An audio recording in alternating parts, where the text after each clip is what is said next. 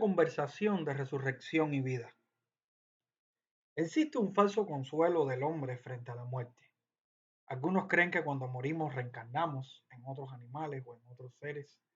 Otros creen que hay salvación para todos, sean buenos o malos, que al final de los tiempos serán perdonados. Otros creen que las ideas perduran. Otros creen que congelándonos, llevándonos a un estado de congelación con el avance de la tecnología, podrán hacer ciertos elementos y hacer que resucitemos al pasar de los años. Y pudiéramos pensar en un grupo de ideas que el hombre se ha imaginado sobre la muerte. Todas estas ideas parten de un autoconsuelo de cada cual, llevado a diferentes filosofías con el objetivo de al menos consolarse o al menos tranquilizar su culpabilidad o su conciencia o sus temores frente a algo que es inevitable y es la muerte.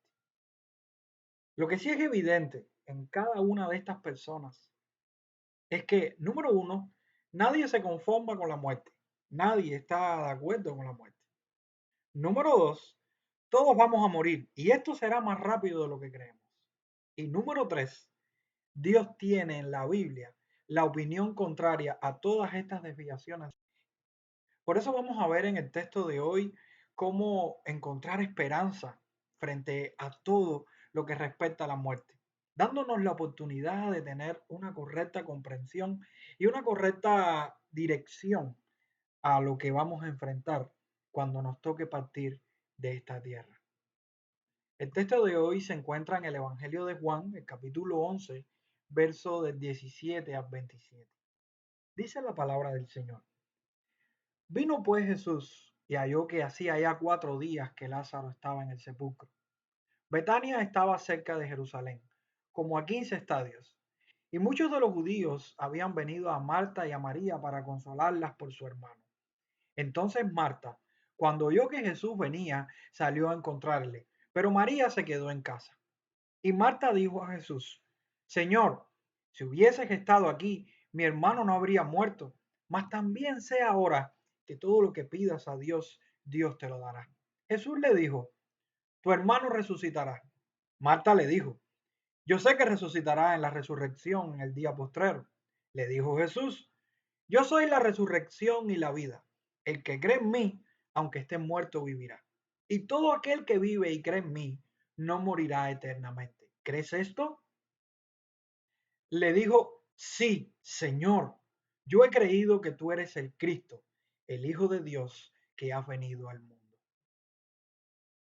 Si llegáramos a una conclusión con este texto, pudiéramos afirmar esto, que frente a la muerte solo hay una cosa, y es creer en Jesucristo, quien es la resurrección y la vida. Vamos a desarrollar dos ideas a lo largo de este texto. La primera la vamos a ver del versículo 17 al versículo 19 con un pequeño preámbulo ante el encuentro de Jesús con la familia del difunto Lázaro. Y la segunda la vamos a ver del versículo 20 al versículo 27 con un diálogo sobre resurrección y vida entre Jesús y Marta, la hermana del difunto. Por eso bosquejé el mensaje con dos ideas más resumidas.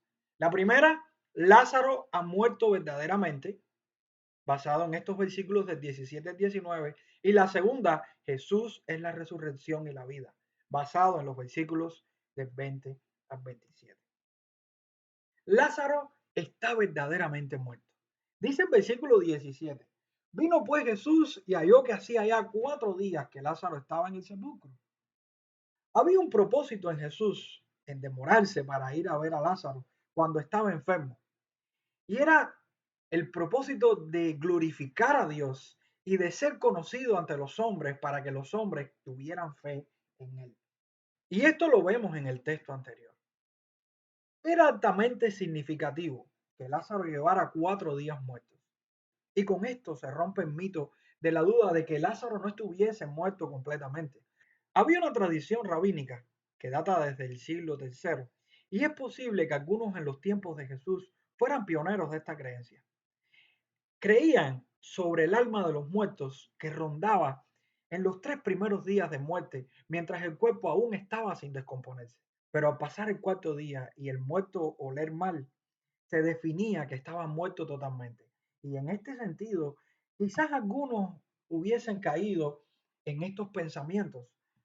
Pero, ¿cuál es la posibilidad de que un muerto de 4 días en un estado de descomposición resucite? ¿Saben cuál es? Cero, absolutamente cero. Nadie que lleve 4 días muertos puede vivir. ¿Y sabes por qué? Porque mira, hay muerte celular irreversible. El corazón deja de latir, las células mueren y quedan sin oxígeno pocos minutos después del fallecimiento. Porque hay descomposición y esto da paso a la desintegración de los tejidos para dejar el cuerpo en putrefacción.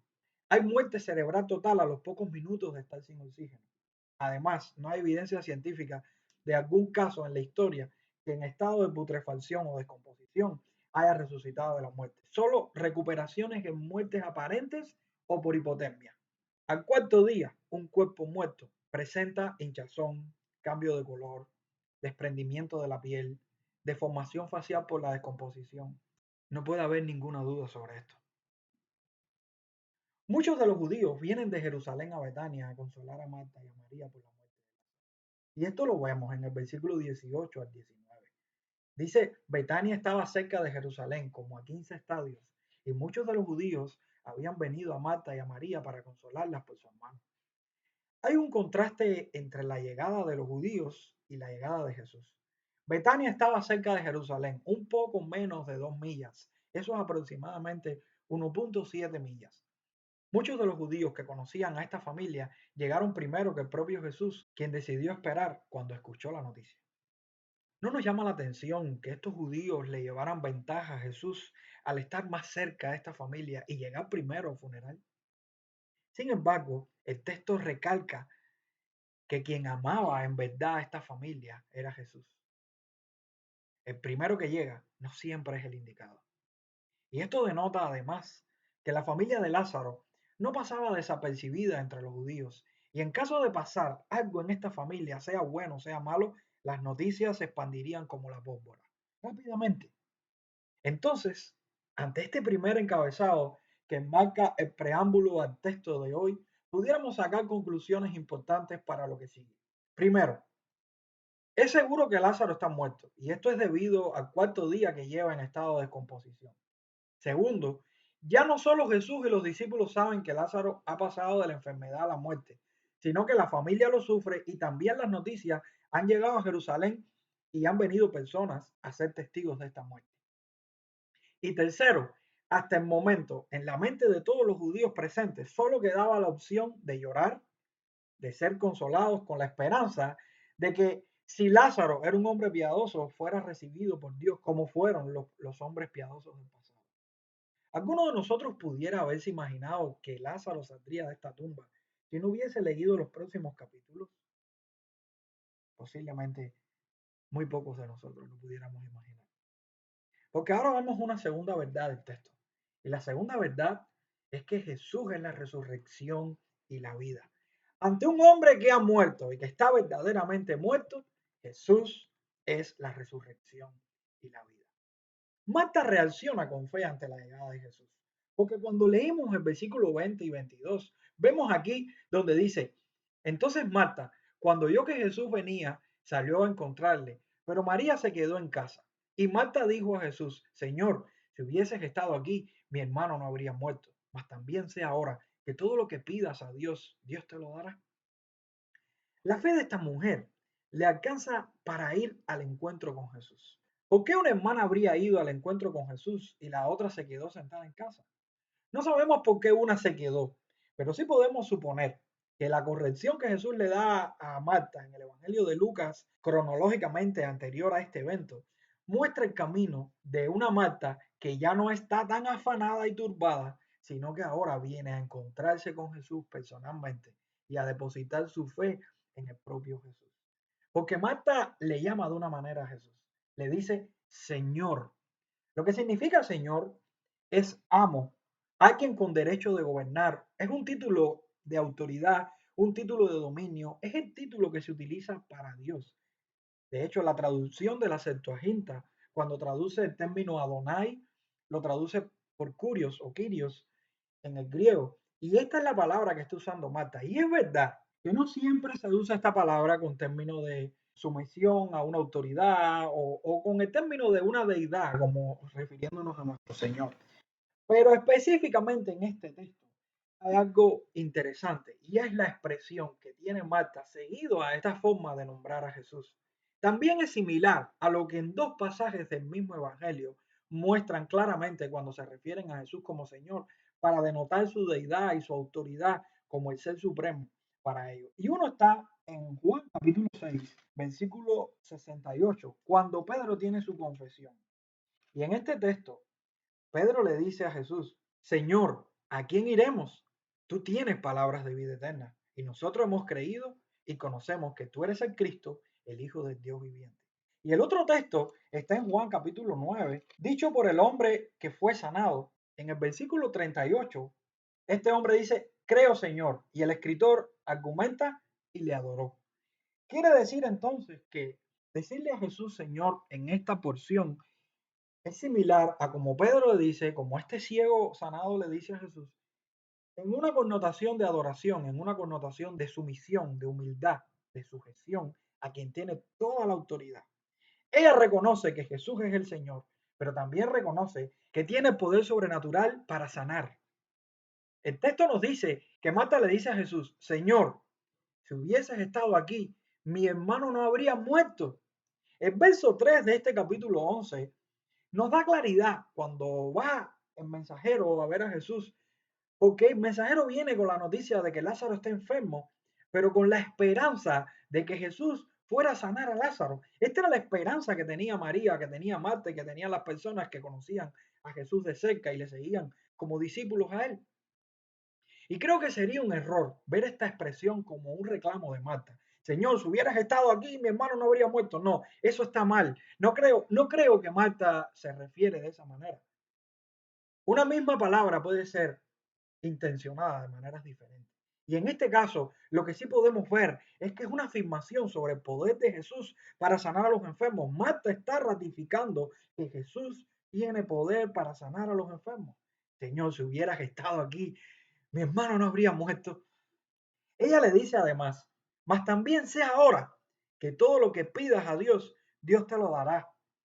Ella ha llegado a la conclusión, por lo que vio anteriormente en Jesús, que todo lo que Jesús le pudiera pedir a Dios será hecho de seguro. Es como dice Hendrickson, estamos frente a una mujer profundamente emotiva. Su alma expresa el dolor por la muerte de su hermano, al que quería muchísimo, pero también estamos frente a una discípula de Jesús con el alma llena de reverencia en su Señor.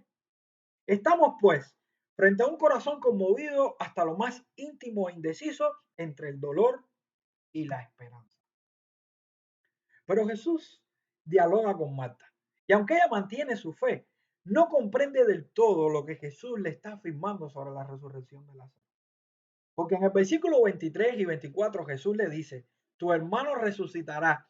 Marta le dice, yo sé que resucitará en la resurrección en el día postrero. ¿Qué es lo que quiere decir Jesús por resucitar? Jesús claramente lo que está queriendo decir es que lo va a levantar de la muerte, lo va a levantar de su muerte física. Sin embargo, lo que Marta está interpretando por esta resurrección es que va a ser resucitado al final de los tiempos. Ella creía que Jesús hablaba de la resurrección final, como lo creían los personajes del Antiguo Testamento. Porque si leemos algunos textos, creemos que esta era una doctrina afirmada y reafirmada en el corazón de los hombres piadosos de que iba a haber una resurrección final y que nuestros cuerpos iban a ser levantados. Por ejemplo, si leemos Job capítulo 19, verso 25, Job nos dice, yo sé que mi redentor vive y al fin se levantará sobre el polvo. Y después de deshecha esta mi piel, en mi carne he de ver a Dios. También Oseas, capítulo 13, verso 14, nos dice, de la mano del Seol los redimiré, los libraré de la muerte. Oh muerte, yo seré tu muerte y seré tu destrucción. Oh Seol, la compasión será escondida de mi vista. Esto nos da evidencia de que era una mujer piadosa, que tenía esperanza, tenía una fe verdadera, pero no tenía una fe madura, una fe robusta. Era una mujer que, como nosotros mismos, en momentos determinados tenemos ciertas lagunas o ciertas nubes delante de nuestro entendimiento, que no podemos entenderlo todo correctamente, sin demeritar la fe que tenía. Si nosotros vamos al versículo 39, ella argumenta que está muerto, que ya hiede. Y esto es una manera de como decirle, Señor, pero ya no podemos hacer nada. Ya estás en un estado ya que es imposible hacer algo. Ahí nos damos cuenta de que su fe todavía tenía ciertas lagunas o ciertas incomprensiones. No solamente Marta pasa por estas experiencias, porque si vemos, por ejemplo, al mismo Tomás en el versículo 11, Tomás convoca a los discípulos a ir a la muerte a pesar del riesgo que corrían. Pero en otro pasaje posterior vemos cómo Tomás duda de Jesús y quiere tocar su cuerpo para darse cuenta de que había resucitado. El mismo Pedro en una ocasión le dice a Jesús que va a ir con él hasta la muerte y después lo vemos negándolo. Y así vemos en el corazón de muchos creyentes que tienen momentos de tambaleo. Pero esto no significa que su fe sea falsa. Esto lo que significa que somos seres humanos. Tanto ellos como nosotros podemos tener esos momentos, pero nuestra fe permanece. Nuestra fe es verdadera. Y después vemos cómo Jesús, ante esta declaración de Marta, le declara quién es, le declara los resultados de creer en él y también le invita a hacerlo. En versículo 25, Jesús dice, yo soy la resurrección y la vida. Yo soy la resurrección y la vida. Jesús es el yo soy que otorga la resurrección y la vida. Él es el ser que otorga el ser a los demás seres. Nadie está primero que él. Él es el yo soy. Y el Evangelio de Juan puntualiza este título para referirse a Jesús exclusivamente como Dios y lo hace de tres maneras. Por ejemplo, cuando se utiliza yo soy sin una descripción después, como por ejemplo en Juan 8, capítulo 24, donde dice, porque si no creéis que yo soy, en vuestros pecados moriréis. Aquí se está haciendo referencia exclusivamente a Jesús en su deidad. También cuando el yo soy está seguido de reacciones de las personas, como odio, adoración, personas que cuando él dice yo soy quisieron apedrearlo, quisieron matarlo, o personas que cuando él dijo yo soy que eran piadosas, se arrodillaron y adoraron o se postraron. En este concepto también se está refiriendo a yo soy como deidad. Y una tercera instancia es la que vemos en el texto de hoy, porque cuando el yo soy va acompañado de un símbolo divino, como los 7 yo soy que aparecen en el Evangelio de Juan, el pan de vida, la luz del mundo, la puerta, el buen pastor, el camino, la verdad y la vida, la vid verdadera, y aquí en este contexto la resurrección y la vida. En este paso sí podemos denotar que lo que está expresando Jesús, yo soy, es que Jesús es Dios y que tiene atributo divino y que es digno de ser adorado, digno de ser venerado, digno de ser alabado, digno de seguirle por los siglos de los siglos. La única respuesta a la muerte la tiene Dios. La única respuesta a la muerte la tiene el yo soy, el que reparte el ser a los demás seres, el ser eterno, el ser no creado. ¿Y saben por qué la tiene Él? Porque Él por sí mismo se levantará con todo su poder de la muerte. Jesús dice en un capítulo anterior, en Juan capítulo 10, versos 17 al 18, por eso me ama el Padre, porque yo pongo mi vida para volverla a tomar. Nadie me la quita, sino que yo de sí mismo la pongo. Tengo poder para ponerla y tengo poder para volverla a tomar. Este mandamiento recibí de mi Padre. Este es el yo soy hecho carne, habitando entre los hombres, ofreciéndose voluntariamente a morir, pero con todo el poder para resucitar de la muerte.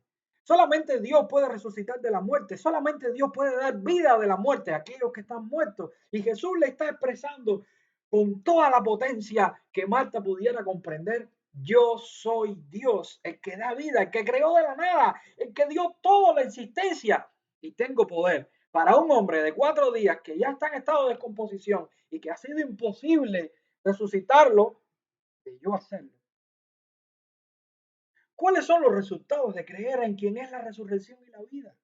Le dijo Jesús, yo soy la resurrección y la vida. El que cree en mí, aunque esté muerto, vivirá. Y el temor a la muerte de un inconverso le deja esclavo de su imaginación pecaminosa, porque no conoce al dador de la vida, no conoce al dador de la resurrección, está esclavo en sus pensamientos le confunden y por eso tiene que caer en la reencarnación, y en todas estas teorías que buscan una paz a su conciencia que no les puede calmar. Y aquí Jesús puntualiza la intensidad que debemos tener para poder encontrar esta resurrección. Y esta es creer en Él. El que cree en mí. Y es curioso ver por el idioma original que no puede ser una creencia superficial. La creencia en Jesús no puede ser superficial, sino directa y profunda a Él. Jesús, a Él tenemos que ir directamente, a Él intensamente. Y vemos unos artículos definidos rodeando la frase resurrección y vida, la resurrección, la vida. Y estos artículos definidos nos sugieren exclusividad. No es cualquier resurrección, no es cualquier vida, es la única resurrección y la única vida que pudiera tener el hombre. Aquellos que creen en Jesucristo tienen la única resurrección y la única vida. Y hay una total seguridad de no morir eternamente en quienes creen en Él absolutamente. Y la manera en la que el texto lo está diciendo por el idioma original es la negación más grande y más fuerte que podemos hacer. De modo que no hay vuelta atrás, de modo que no hay nada que lo pueda detener. Quiere decir entonces que aquellos que creemos en Él tenemos garantía de resurrección y vida y nunca moriremos eternamente. Qué seguridad para nuestra salvación, qué seguridad para nuestra redención.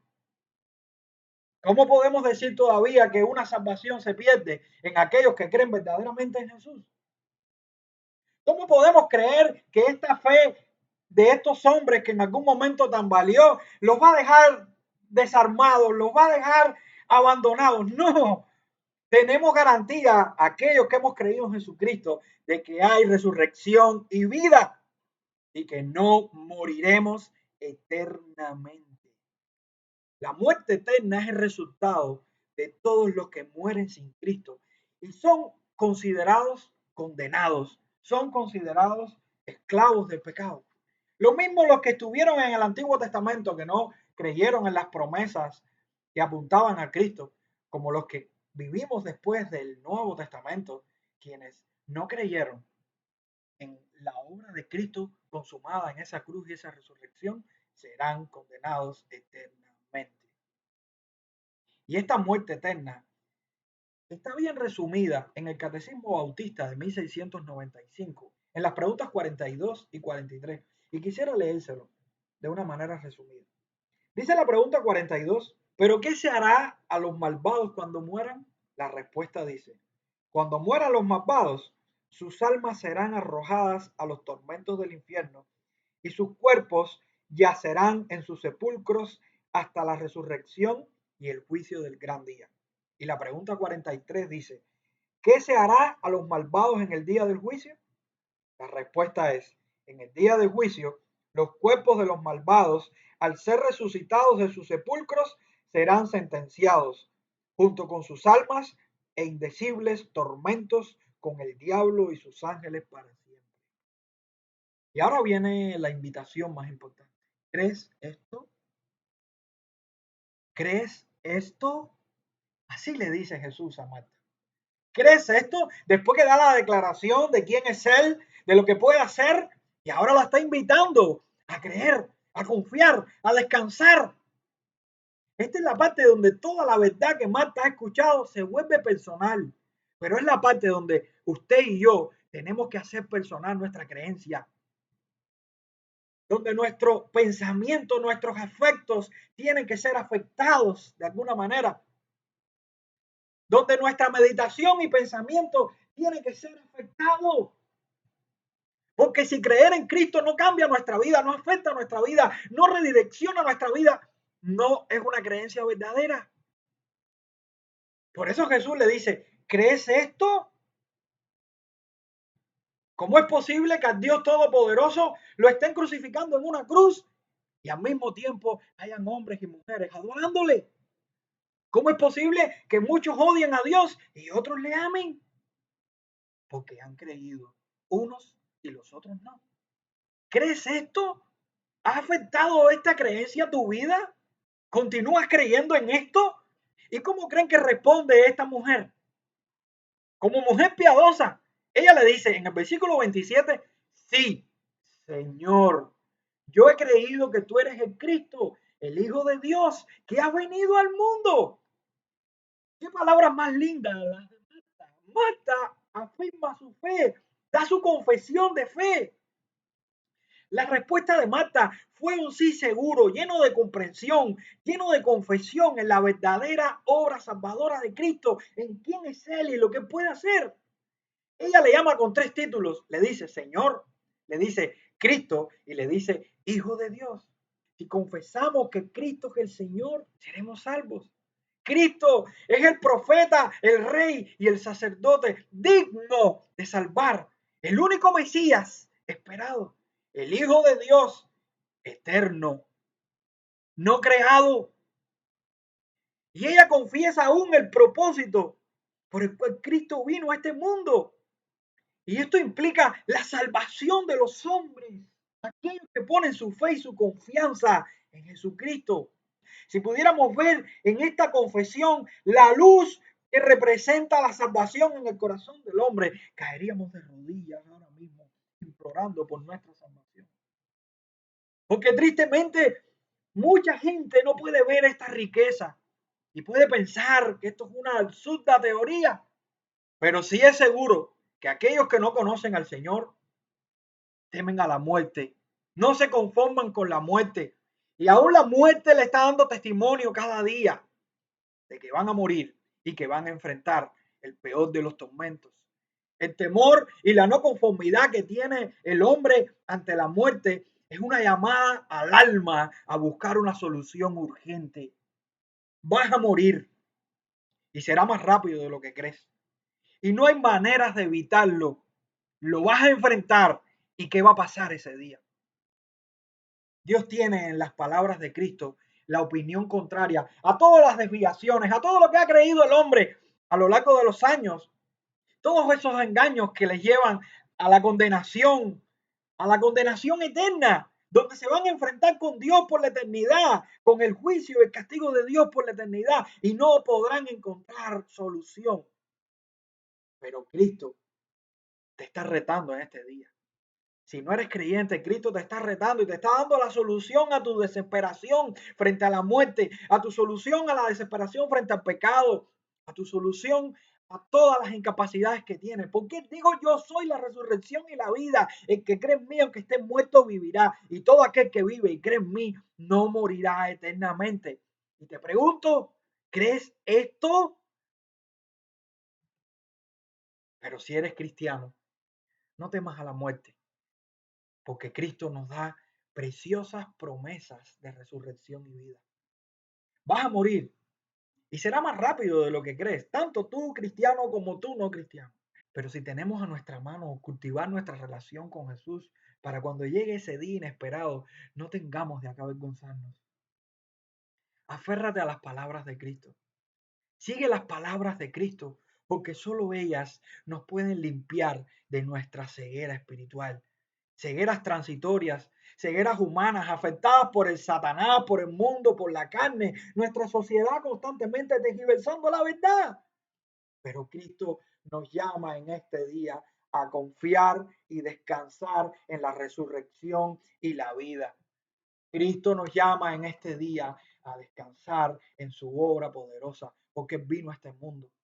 Él vino a este mundo a salvarlo y vino a este mundo a darnos la oportunidad de conocerle. Por eso, quédate con las palabras de nuestro Señor Jesucristo. Yo soy la resurrección y la vida. El que cree en mí, aunque esté muerto, vivirá. Y todo aquel que vive y cree en mí, no morirá eternamente. Te pregunto, ¿crees esto?